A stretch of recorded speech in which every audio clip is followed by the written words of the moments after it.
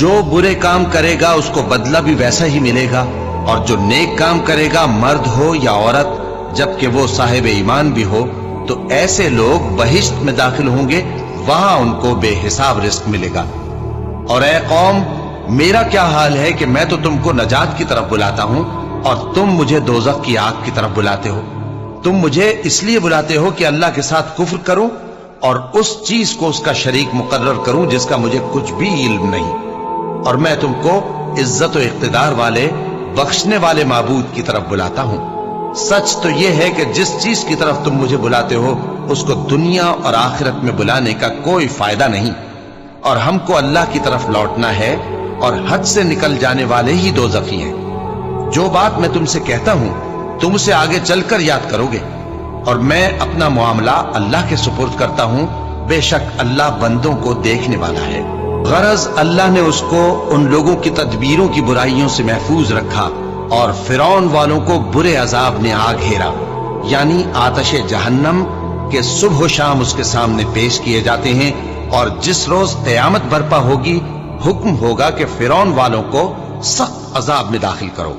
और जब वो दोज़ख में झगड़ेंगे तो गरीब लोग बड़े आदमियों से कहेंगे कि हम तो तुम्हारे ताबे थे, तो क्या तुम दोज़ख के अजाब का कुछ हिस्सा हमसे दूर कर सकते हो?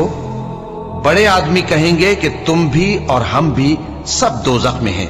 अल्लाह बंदों में फैसला कर चुका है, और जो लोग आग में जल रहे होंगे वो दोज़ख के दारोगों से कहेंगे कि अपने परवरदिगार से पुकार कर कहो कि वो एक रोज तो हमसे थोड़ा सा अजाब हल्का कर दे। वो कहेंगे कि क्या तुम्हारे पास तुम्हारे पैगंबर निशानियां लेकर नहीं आए थे?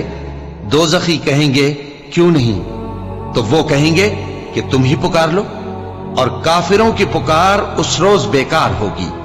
हम अपने पैगंबरों की और जो लोग ईमान लाए हैं उनकी दुनिया की जिंदगी में भी मदद करते हैं, और जिस दिन गवाह खड़े होंगे यानी क़यामत को भी, जिस दिन जालिमों को उनकी माज़रत कुछ फायदा न देगी, और उनके लिए लानत और उनके लिए बुरा घर है।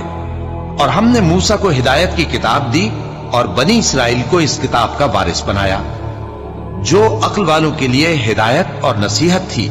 लिहाजा सब्र करो, बेशक अल्लाह का वादा सच्चा है, और अपनी कोताही के लिए मुआफी मांगो, और सुबह शाम अपने परवरदिगार की तारीफ के साथ तस्बीह करते रहो।